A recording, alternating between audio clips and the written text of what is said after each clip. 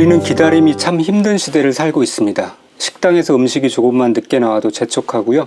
메신저 답장이 바로 오지 않으면 답답해하죠. 신앙생활에서도 마찬가지인 것 같습니다. 기도하고 금방 응답이 없으면 내가 먼저 움직여버리고 하나님의 뜻을 묻기보다 내 경험과 상식으로 상황을 정리하려 들죠. 하지만 성경은 믿음의 본질이 속도가 아니라 방향이라고 말하고 있고요. 그 방향을 잡기 위해서는 반드시 기다림이 필요하다라고 말합니다. 오늘은 인류 역사상 가장 긴 기다림을 견뎌냈던 한 사람, 즉 노아 이야기를 통해서 진짜 믿음의 실력이 무엇인지 묵상해보고자 합니다. 노아의 홍수 사건을 단순히 비가 많이 올 줄 알고 배를 만들고 또 비가 많이 와서 또 배를 탔다, 그 정도로만 생각할 수 있는데요. 하지만 구체적인 날짜를 계산해보면 이 사건이 새롭게 다가옵니다. 성경의 기록에 따르면 홍수는 노아가 600세 되던 해 그해 2월 17일에 시작되어서 601세 되던 해 2월 27일에 땅이 완전히 말랐다라고 나와 있습니다. 즉 노아와 가족들은요 꼬박 375일 동안, 즉 1년하고도 열흘이 넘는 기간을 방주라는 밀폐된 공간에서 지냈습니다. 그런데 여기서 우리가 좀 주목해야 될 그러한 디테일이 있는데요.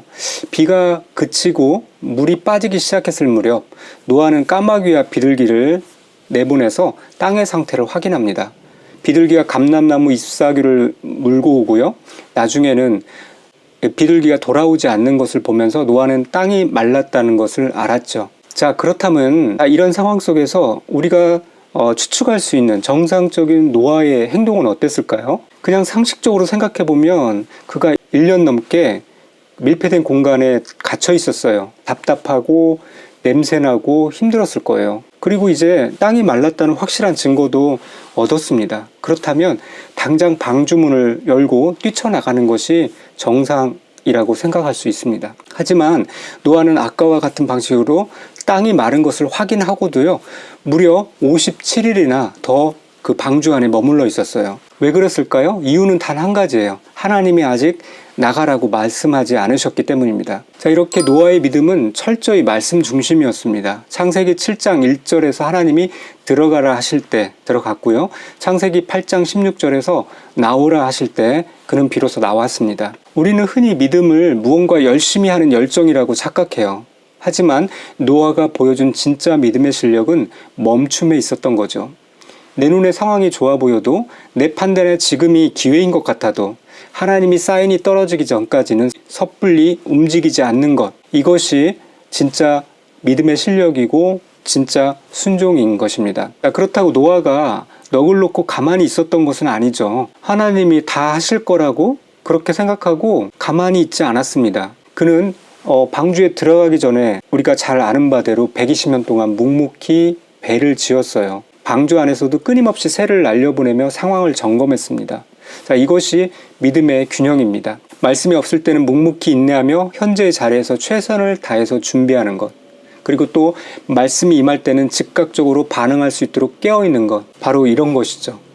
우리의 기다림이, 우리의 믿음이 실패하는 이유는 준비 없이 게으르게 기다리기만 하거나 혹은 말씀보다 앞서서 내 생각대로 튀어나가기 때문은 아닐지 돌아볼 필요가 있습니다. 오랜 기다림 끝에 드디어 하나님의 나오라는 명령이 떨어졌습니다. 자, 1년 만에 밟아보는 땅입니다. 우리라면 가장 먼저 무엇을 했을까요? 아마 저라면 무너진 집을 다시 짓고 밭을 갈고 짐승들을 풀어놓고 생존을 위한 터전을 닦는 것이 아마 급선무라고 생각하고 그렇게 행동했을 것입니다. 그러나 노아의 우선순위는 달랐습니다. 그는 방주에서 나오자마자 집을 짓는 대신에 제단을 쌓았어요. 그리고 정결한 새와 짐승을 취하여 번제를 드렸습니다. 이 번제 방식은요, 재물을 남김없이 다 태워버리는 제사예요. 그런데 지금 노아에게는 짐승 한 마리 한 마리가 멸종위기의 귀한 자산이었죠. 말하자면 종자입니다. 하지만 노아는 자신의 생존과 미래보다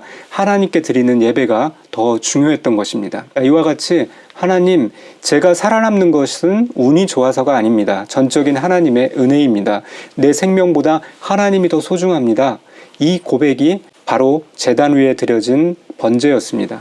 하나님은 그 예배의 향기를 받으시고요. 다시는 물로 세상을 심판하지 않겠다는 무지개 언약을 주셨죠. 한 사람의 올바른 예배가 온 인류의 운명을 바꾼 것입니다. 노아의 삶을 묵상하다 보면 재미있는 언어 유희가 떠오릅니다. 바로 영어의 부정어 노와 한자의 나, 아를 합친 노아입니다. 노아의 인생은 철저하게 나를 이렇게 부인하는 삶이었습니다.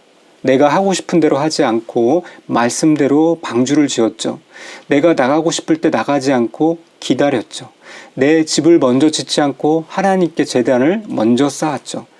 예수님께서 말씀하셨습니다. 누구든지 나를 따라오려거든 자기를 부인하고. 이렇게 신앙생활의 가장 큰 적은 사탄도 아니고요. 세상도 아니에요. 바로 펄펄 살아서 주인 노릇하려는 내 자아입니다. 내 생각, 내 고집, 내 계획이 앞설 때 우리는 하나님의 뜻을 놓치게 됩니다.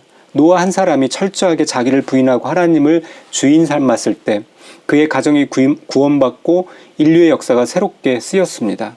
우리도 마찬가지죠. 내가 죽고 내 안에 예수가 살 때 나를 통해 가정이 변하고 직장이 변하고 우리의 공동체가 살아나는 기적이 일어날 것입니다. 결론을 맺습니다. 오늘 우리의 삶은 어떻습니까? 내 생각과 경험이 하나님의 말씀보다 앞서고 있지는 않는지요. 조급함 때문에 하나님의 때를 기다리지 못하고 내 힘으로 문을 열려고 하지는 않는지요. 오늘 하루 노아를 롤 모델 삼아 보길 원합니다. 내 속에서 끊임없이 솟아나는 육신의 생각, 조급함, 이기심을 향해 단호하게 노라고 선포해 보길 원합니다. 그리고 그 빈자리에 하나님의 말씀을 채우는 거죠. 믿음의 눈으로 보면 기다림은 지루한 공백기가 아니라요. 하나님의 일하심을 목격하기 위한 가장 거룩한 준비기간입니다.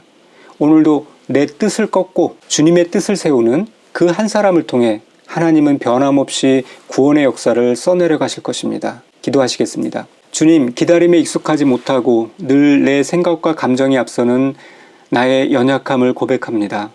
1년이 넘는 시간 동안 말씀이 떨어지기만을 기다렸던 노아의 그 우직한 믿음을 배우길 원합니다.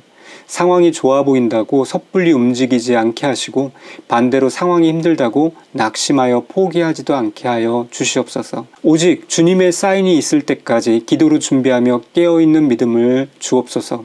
또한 내 삶의 가장 우선순위가 나의 생존이 아닌 하나님을 향한 예배가 되기를 소원합니다. 내 안에 펄펄 살아있는 자아를 성령의 불로 태워 번제를 드리오니 오늘 하루 내 뜻이 아닌 아버지의 뜻이 이루어지는 노아의 삶을 살게 하여 주시옵소서. 그리하여 나 한 사람의 순종을 통해 우리의 가정과 삶의 터전에 하나님의 무지개가 뜨는 축복을 허락하여 주시옵소서.